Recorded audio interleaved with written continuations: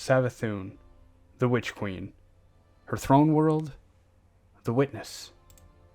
So much has happened in such a short span of time. I'm still processing it, but I need to get this report out to you. Welcome, Guardians, to another Vanguard report. Kaz PhD here, reporting from a place of secrecy from within Savathun's own throne world. Incredible things have happened here, and quickly. Events which we'll be talking about for months ahead. Today's report will recount the main events of the past week and how I believe they will dramatically shape our destiny. The last time I reported in, we were questioning the motives of the two queens, Marasav and Savathun. Of course, we were right to question them, but I think most of us were wrong in our guessed outcomes. The exorcism was a success. Savathun's worm removed, but before we could make a move, the Witch Queen vanished, leaving a comatose Osiris in her wake. Next, Mars reappeared. Long-range Vanguard scanners picked it up, exactly where it should be, but finally unveiled. Ikora and Eris were first on the scene, reporting strange energies and a pyramid-like structure. Suddenly, the Cabal moved in. They were on the offensive, but it was not the pyramid they were after, but something else. Savathun's ship. This was a moment I had been preparing for. Finally, a tangible target, a way in. I shouldered my way past Kaido's forces and boarded the ship. It was huge. Strangely so. It had long hallways and typical hive architecture. I could feel my blood pumping, and every minion in my way was just a note in the song of my pursuit. But there was another note present. Something off. I chased her to a grand hall of sorts, some kind of observation deck with a hive summoning circle. She vanished again, and before I could catch up, I was thrown to my back by a hive knight. This was no ordinary knight. Ghost was getting weird scans. He kept repeating himself, cutting himself off. The knight raised its arms and summoned 2 sentinel shields. I'm not kidding. I am a seasoned practitioner of the code of the commander. I know void energy when I see it. This knight was wielding it, and it responded to him. I made for cover, observed his movements, but there was no doubt. Ghost confirmed it. This knight, this lucent knight, was wielding the light. I summoned my own shield. Block, attack, sweep. The knight was good. But while the ship was his own territory, he could not beat me at my own game. I took him out, and then his ghost appeared. I know what you're thinking, but I was there. And I have corroborated the story with many other Guardians, those who stormed after Savathun just as I did. These lucent hive have their own ghosts. I watched it bring the knight back, and I ended him again, more efficiently this time. What to do? Ghosts are a limited resource. They are gifts from the traveler. Every one has the potential of raising a hero of legend, or monsters of old. But now, some have chosen our most direct enemy, the most monstrous race we've ever encountered. I had no light-suppressing tech, nothing that would keep the ghost down for long, so I made a choice. I stepped in, took it within my hands, and crushed it. I'm not happy. It was not an ideal situation. But this ghost was beyond saving, and I could not let that stand. Side note, I am working on a report to investigate and analyze my thoughts and feelings, and hold myself accountable over this very topic, which will follow this report as soon as I can get to it. In any case, my journey continued. Savathun's throne world, that's where the portal took me. It sprawled in every direction, ancient, formidable. Incredible buildings, almost a city of sorts, defined within its center. But on the outskirts, jungle, harsh wilderness. The most surprising thing? It was alive. Full of life, I mean. I could hear birds and see bats, and there were trees. It wasn't natural, but it was living, and not always as twisted as the hive tend to be. I have been in throne worlds before. Everything as small and simple as the Mindbender's single location, to the expansive depths of Crota's and Oryx's soul dimensions. Even Marasov, who worked with Ahamkara and Techians, did not have such a well-defined space. This place took ages to form. Time and power, will and might. I knew Savathun was ancient. I knew she was powerful. Her people, the scourge of the universe. But standing there, even after all I have seen, all I have learned from my fellow guardians, I felt small. Catching my breath, I pursued further, looking for signs, clues, a lead. After stirring up trouble, a voice came over the comm. I tracked it to an outcrop just outside the main fortress. It was a ghost. A hive ghost. Finch was his name, and there below where he was floating, a pile of hive bones. Before I could react, he introduced himself and explained. Apparently, many ghosts who have not found their guardians have grown antisocial, in a manner of speaking. They became disillusioned by the Traveler, by the Vanguard, uncertain they would ever find purpose. In waltzed Savathun, convincing them that they could find purpose in serving the hive. So, it wasn't corruption after all. These ghosts were acting on their own free will, or so it seemed. Again, more thoughts to come in a later report. Finch was a defector, twice. He turned from the Vanguard, but found no solace in being a hive ghost, so he turned on them. Not exactly the most trustworthy of informants. Making a note of his exact location, vowing to return, I traced some loosened hive deeper into the fortress. I had to be careful, but I had to be quick. I could still feel the light and the dark, both within me, both under my command. At the end of a series of hallways and battles, I found half a statue. Ghost didn't recognize it. Neither did I. At the base, a fragment, a piece of a weapon. Another lead? Another clue? I grabbed it, made my way out. After all that, I needed to get my feet under me. I needed more information. I traveled back to Mars, to the Enclave, where Ikora's Hidden had made camp, and the pyramid-like structure remained. Ikora showed me the relic, a room inside the structure. It was a forge. A weapon forge? We weren't entirely sure at first, but the relic seemed to be able to remember what the fragment I had found was before. The relic crafted said weapon.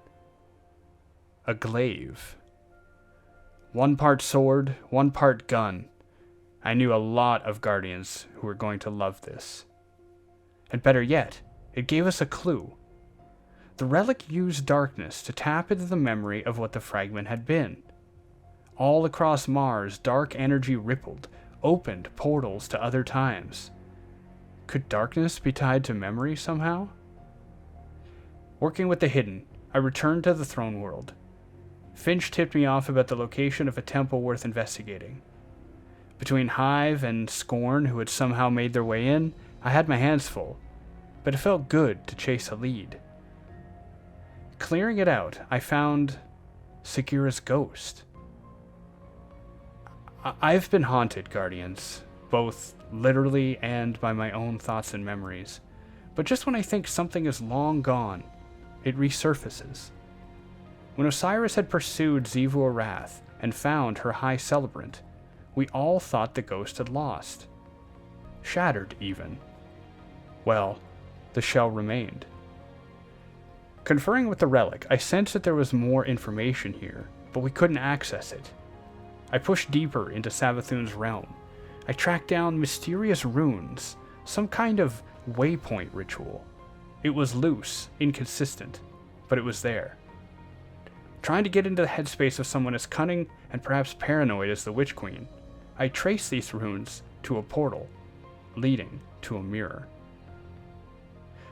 Sagira's shell was drawn to it.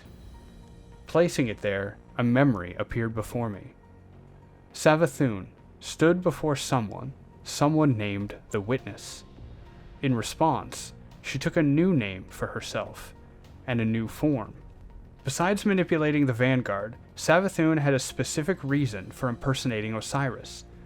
She wanted to learn more about the light, and she tricked all of us to do so. Returning to the Enclave, Ikora was beside herself. She was the secret keeper of the Vanguard, and she had failed. She let someone get close, and that trust was abused. Commander Zavala was there, and he was upset. The rift between them, would it ever heal? I tried to help. I tried to remind them that we were all tricked by Savathun as Osiris. Even the most paranoid of us weren't sure until it was far too late. If she could impersonate Osiris that well, she likely knew more about us in her first few minutes than whatever damage Ikora may have done. Still, the rift continued. Eris and I teamed up to explore the pyramid on Europa. Defecting Cabal had begun mobilizing there, and she believed it may provide us with another lead. These pyramids, a riddle into themselves. Ghost says they are not ships, but paracausal beings. But they have hallways, doors, stairs. Was this part of the original design? I don't think so. The rooms seemed to evolve around us. The Cabal were ahead of me. They used some light-suppressing tech to block the changes attempted by the halls of the pyramid. I have to admit, it was clever.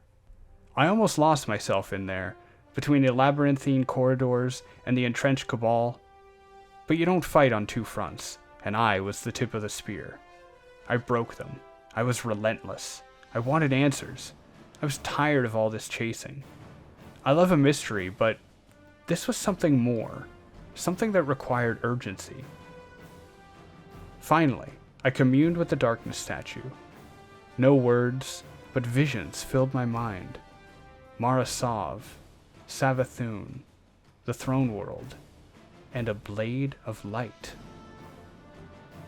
As I returned to camp, Eris told me a little more about Mara Sov. Apparently, the Queen had been beyond the heliopause at one point, at the edge of our solar system, and she met the Witness.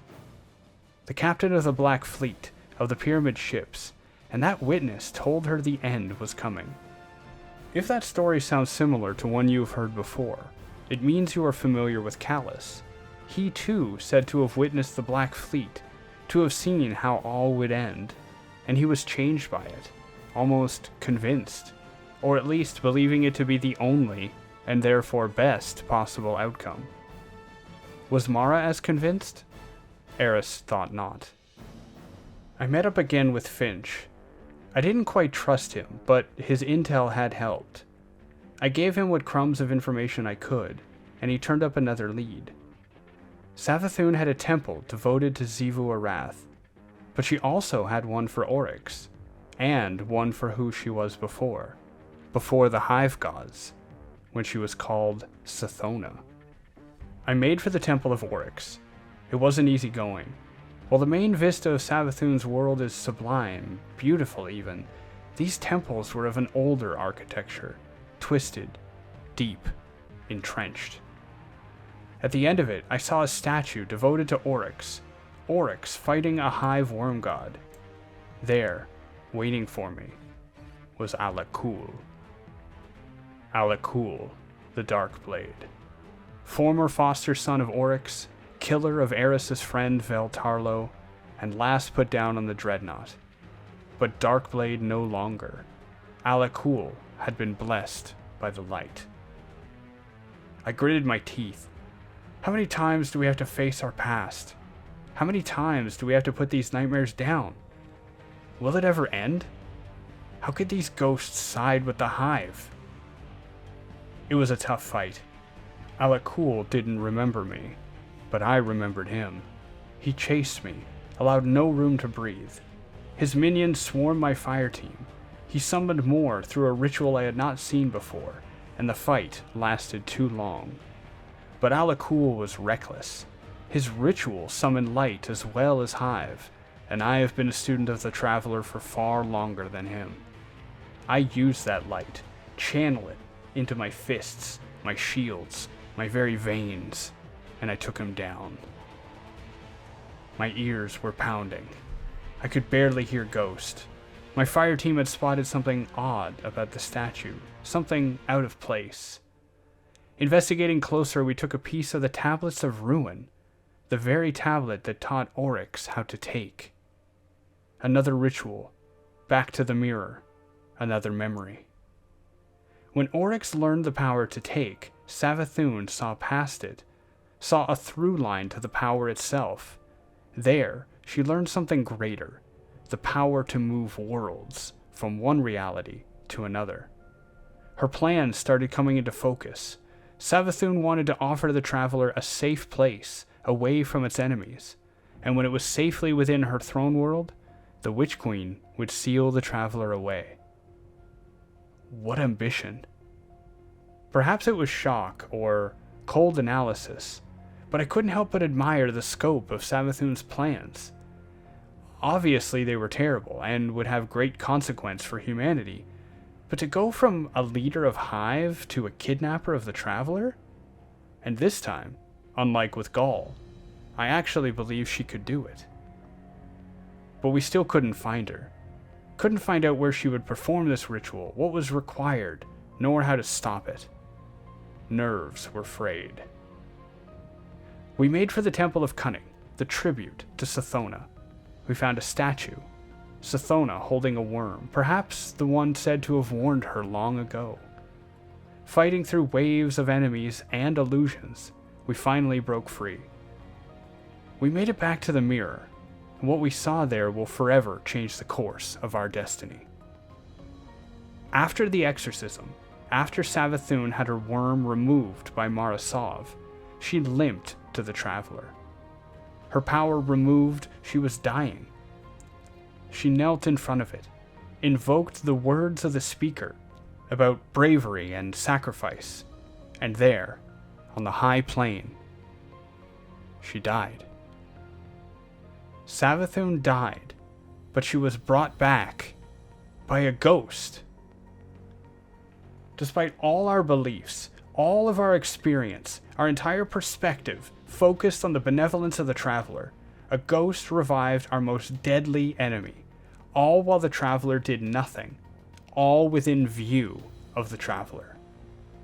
Worse yet, Savathun had been playing us once again. As a newly risen, Savathun didn't remember all of her past. These investigations we had been conducting, this research, it had all benefited her. She used us to return these memories to her. She lured us in with the fragment, with their ship appearing, everything, so she could get her memories back and have the best of both worlds, the light and her history.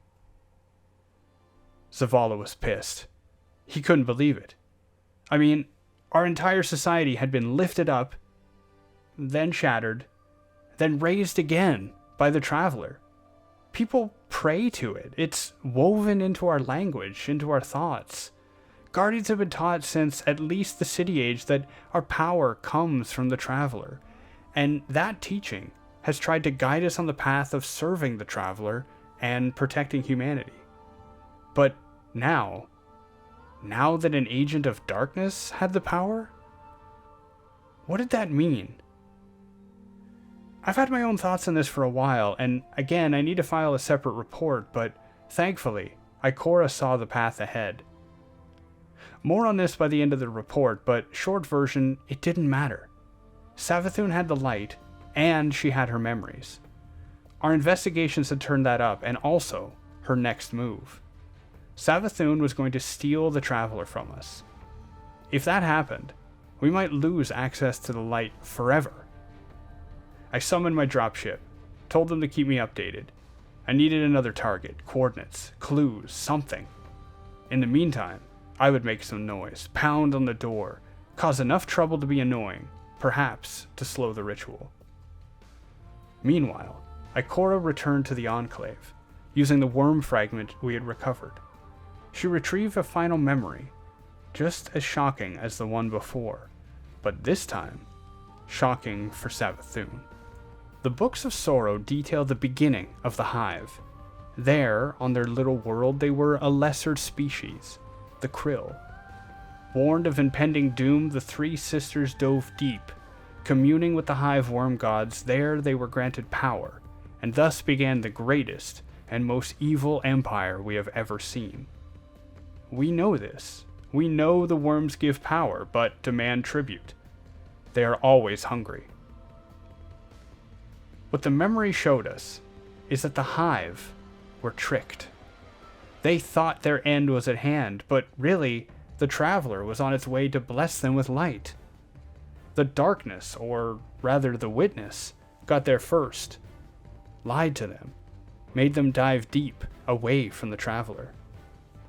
The destiny of the Hive was forever changed, and rather than led by the cunning of Savathun, it was led by her foolishness, by the deception of the Witness.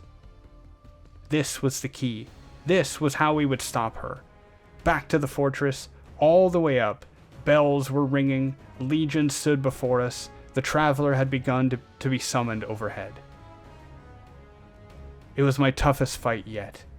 Light against light, I felt like I was in Lord Shax's crucible and the worst of Commander Zavala's Grandmaster strikes at the same time. But I took a page out of Savathun's book, and out of Alakul's. I was cunning, but I was relentless. I took down her aspects, and gave her no quarter, no time. I reversed her rituals, and found the web she had woven around the Traveler. Her strings were cut, the mirror exposed, the memory revealed. In the end, Savathun was defeated. Her light was not enough, and her spirit dimmed at the sight of the oldest betrayal. Before I could finish her ghost, it and the Traveler vanished. The latter back in place, the former, its whereabouts still unknown. I'm catching my breath now, and tending to my wounds. This has been a long report, but it was important to put all of this down. So many questions, so many revelations. Savathun died and was revived as a light bearer. She stole more light and convinced ghosts to serve her hive. Darkness is somehow bound to memory, responsible for the disturbances on Mars and the relic. Savathun lost her memories when she gained the light, and tricked us into getting them back. The Hive were originally going to be chosen by the Traveler, but the Witness tricked them. The Witness is either a voice of the darkness, the winnower darkness entity itself, or some outside force. I believe it to be the winnower, but again, those thoughts for another time. All of this has put myself and the Vanguard on a slight backpedal. It has been a week of revelation, mystery, and severe surgical strikes at the heart of our philosophy.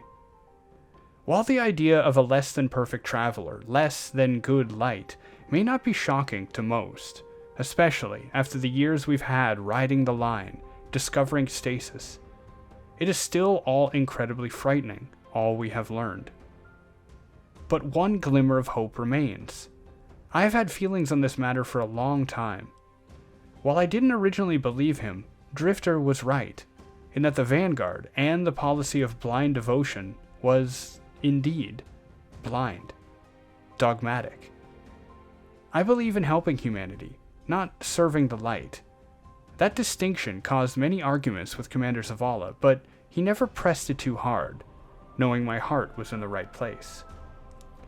All beliefs are dangerous, as any attempt to build structure comes with a cost. Structures can hold beliefs in, but they can keep perspectives out. The Vanguard has long believed their purpose to be to organize Guardians to fight for the Traveler, the Light, and the Last City. However, as I have said time and again, none of that matters. Not exactly. The people of the last city, and again, not even that, the people who are willing to be our allies, whether they be human, exo, awoken, cabal, or elixni, that is our priority. That is our charge. While we have shown caution with stasis, with the darkness, it may be time to show that same caution with the light. But again, that doesn't exactly matter. Debate over our philosophy has split the Vanguard for years, but I saw something in that meeting we had. I saw unity. I saw, for the first time, more than surface-level coordination. It will take time. It will take effort. We will get lost for a while. But I hope and believe that we will have at least learned one lesson. That power is a responsibility, and our responsibility is to use our power to protect our people. It sounds simple, it sounds idyllic from a fairy tale, but here we are. I have so much more to say, but I have to end this report somewhere. Thank you all very much for your time and attention today. How have your adventures been faring? What have you discovered in the Throne World?